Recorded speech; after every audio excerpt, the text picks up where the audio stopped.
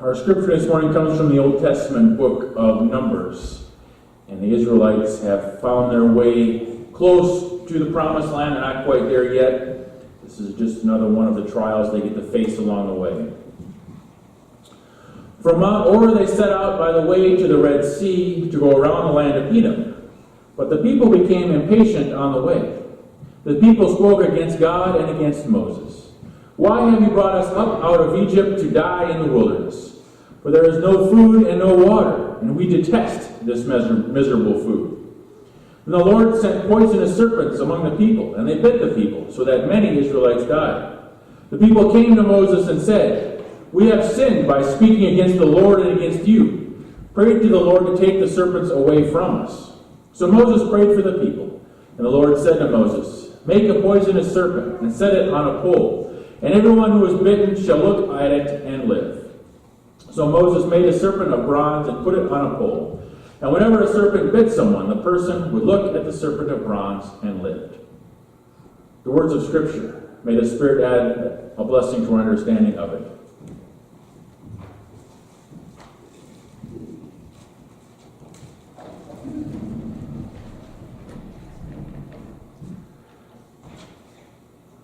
Now this is kind of a weird story, if you really look at it.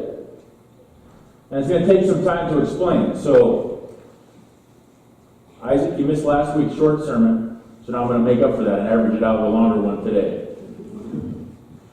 But it's kind of a strange story when we think about the Israelites wandering in the wilderness and then getting bitten by snakes and a bunch of them dying and then looking on some idol that God instructed Moses to make, and they're saved.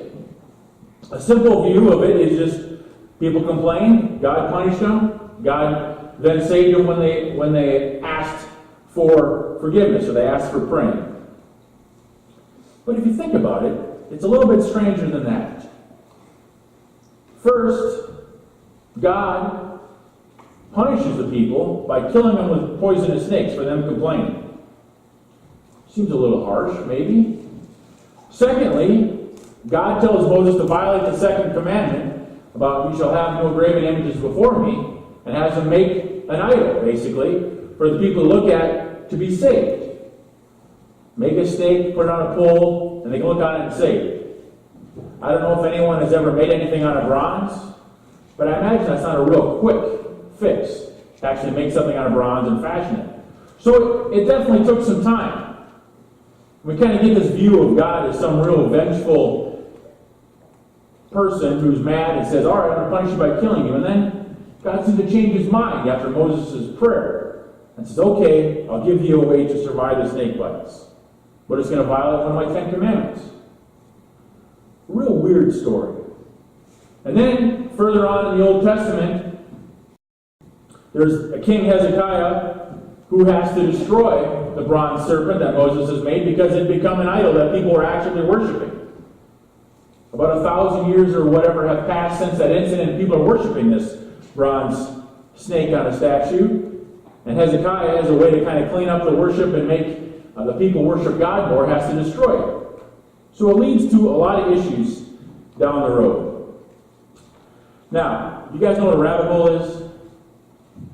If you ever searched the internet, there's a term for that, where you search and all of a sudden you find yourself in a huge tangent where you're not supposed to be. Well, I fell down a giant one in looking at research for this sermon. Have you ever seen that symbol before? This has nothing to do with the sermon. This is just something I find incredibly interesting. That's the rod of Asclepius? Something like that. You see that on the side of EMS, right? It's the Star of Life, commonly used for EMS. And that is made after the story in the Bible. The serpent wrapped around the snake. Have we seen this symbol before? Right? That's the symbol that doctors use. You see maybe prescription pads. A lot of people think that's the same thing. Well, that's not. That is a caduceus. Something like that. A staff for the Roman and Greek god Hermes. That's got nothing to do with healing. The Roman god was the god protector of merchants, shepherds, gamblers, liars, and thieves. And this is the staff that he carried around. So all the medical profession, except for EMS and Star of Life, have got it wrong. You know why they got it wrong? You're dying to know. 1902, the U.S. Army Medical Corps, based on one officer, and there's some disagreement according to who the officer was, picked this symbol to be their symbol for the medical corps. So that is how we get that symbol to mean for doctors, and it's wrong. So next time you look at your prescription pad or you talk to your doctor, ask him why he's using a staff that represents dens, thieves, and liars for their prescription pads. Or not. That was kind of fascinating. That took me a good half hour to figure that out. One more tidbit, and don't Google this unless you have a strong stomach. That rod with the snake on it, some scholars think that's not actually what it was. There is a parasite that was prevalent in that time, and it still is around. It's called a guinea worm. It can grow inside you, it can grow to be about 3 feet long, and treatment to get it out is to slowly wrap it around a pole.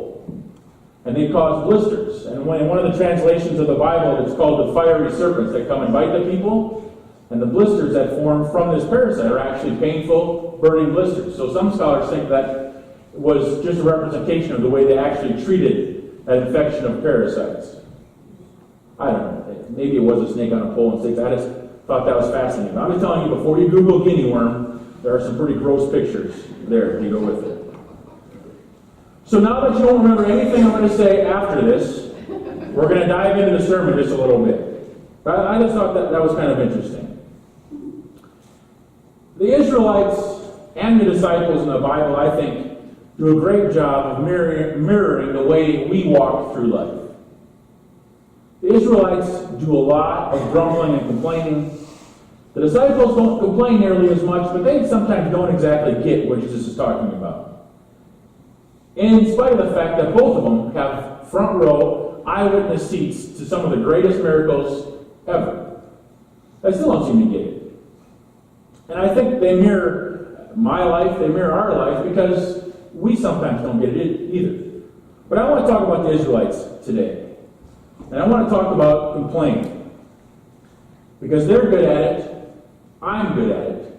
I think we're all good at it. This story that we have of the Israelites being bitten by the snakes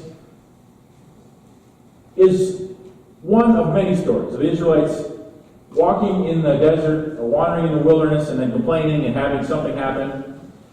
But if you think about it, they're in the wilderness for 40 years, approximately, wandering around a desert. They probably have experiences of hunger, of thirst, and danger.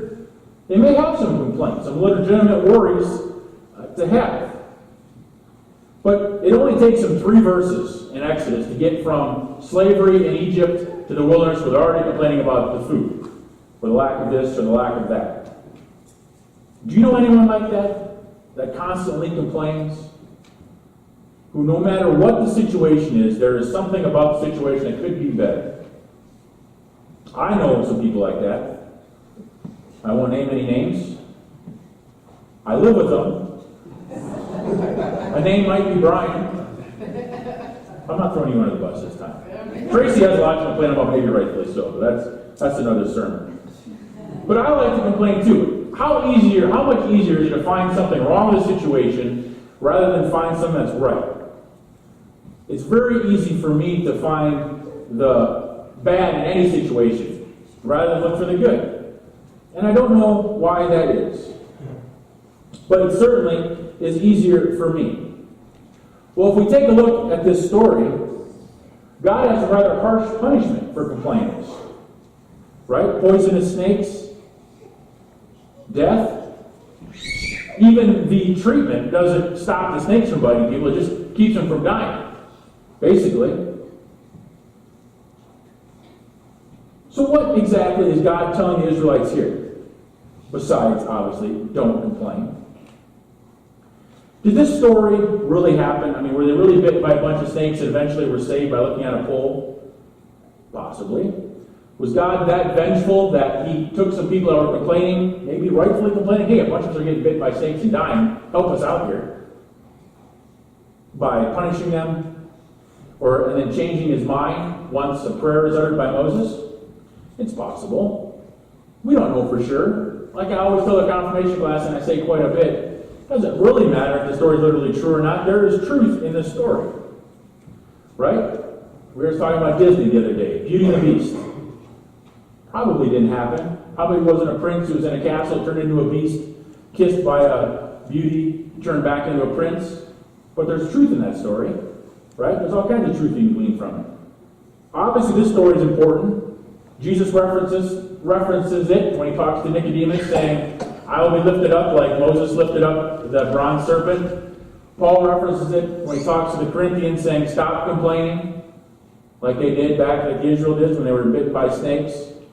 So obviously this story was important, and it conveys the truth.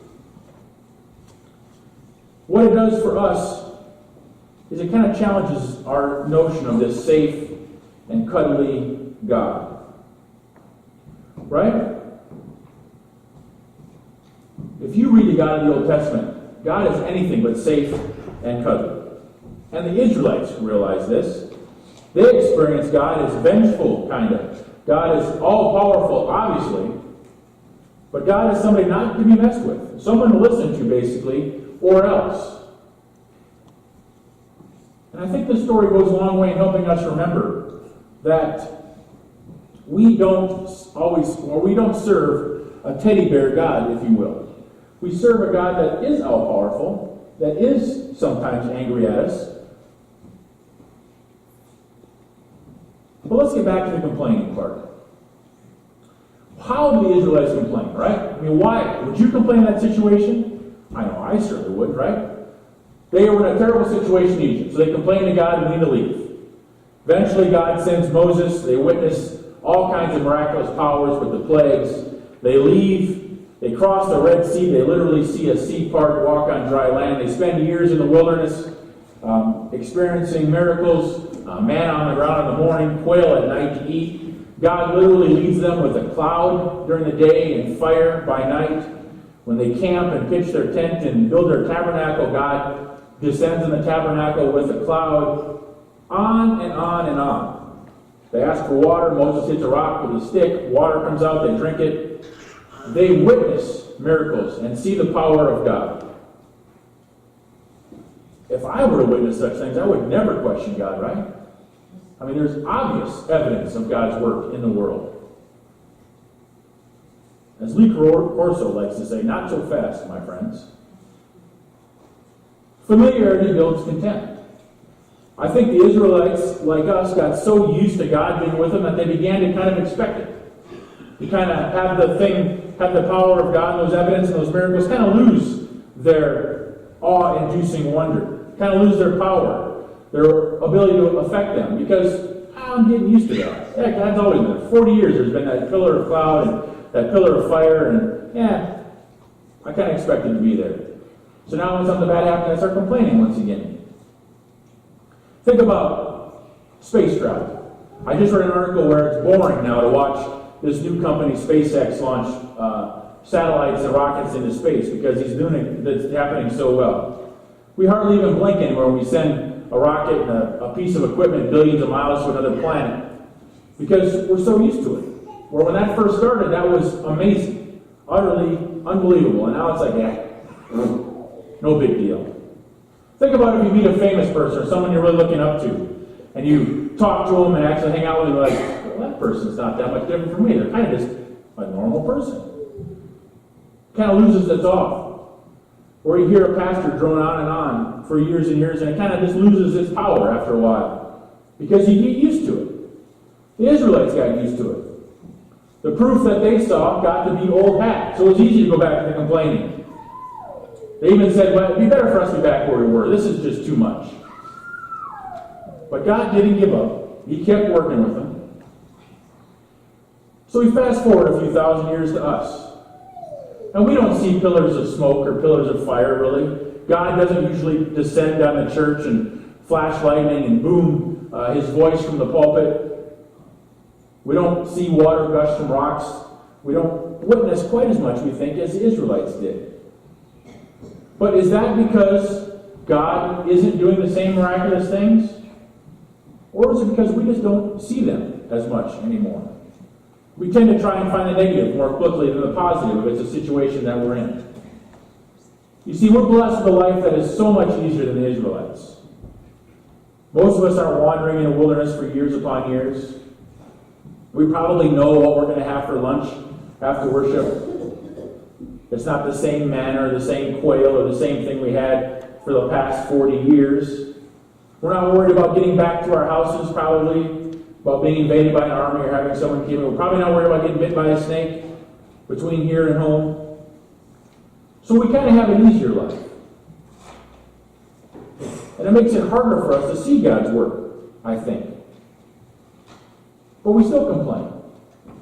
Now, our complaints aren't so much about life-threatening things.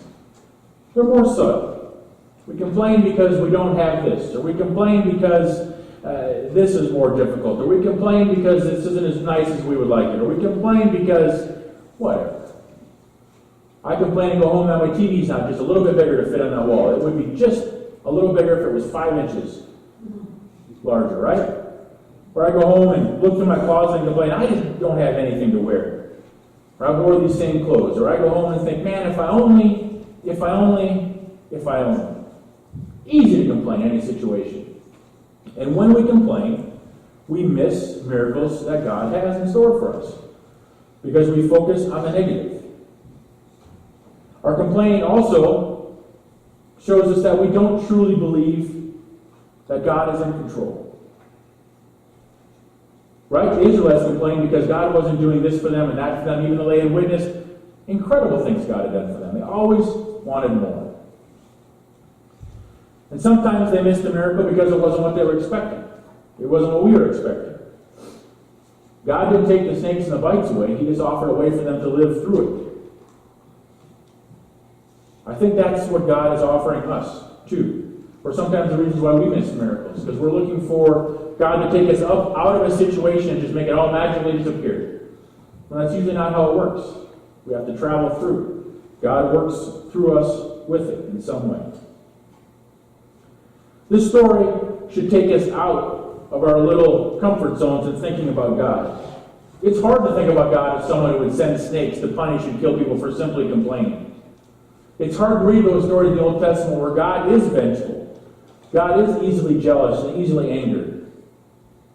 But we need them to remind us that God isn't just some teddy bear, some cuddly teddy bear we cuddle up to at night, or we come and run to when we're scared. That God is all-powerful. That God does still produce miracles. We just need to know where to look for them and what to experience. I had a challenge in doing the Google search. And I thought that was interesting. One of them had 48 hours, and I thought, whoa. Let's start with just 24 hours the first time. But think about it. Starting tomorrow or whenever, right now, try 24 hours without complaining about anything. Whether it's the person who cut you off driving to work, your coffee got too cold too fast in the morning, your kids will not pick up their toys for the millionth time you've told them to, whatever it might be. Tracy's supper isn't exactly the way I want it at the right time tonight. Whatever the complaint is, stop yourself. Remind yourself, I need 24 hours without complaining about anything, and that is anything. And see if it changes the way you look at your life for that day. If you can make it 24 hours, try 48. Instead of uttering the complaint, figure out a way to maybe change the situation so you don't have to complain. Whatever that might be. But just remember that God works. God continues to be part of our lives. He may not solve the problem the way we like it, but He promises to walk through us during the problem and through the problem and through the issue. I want to end with a video that just kind of puts a little bit of this in perspective.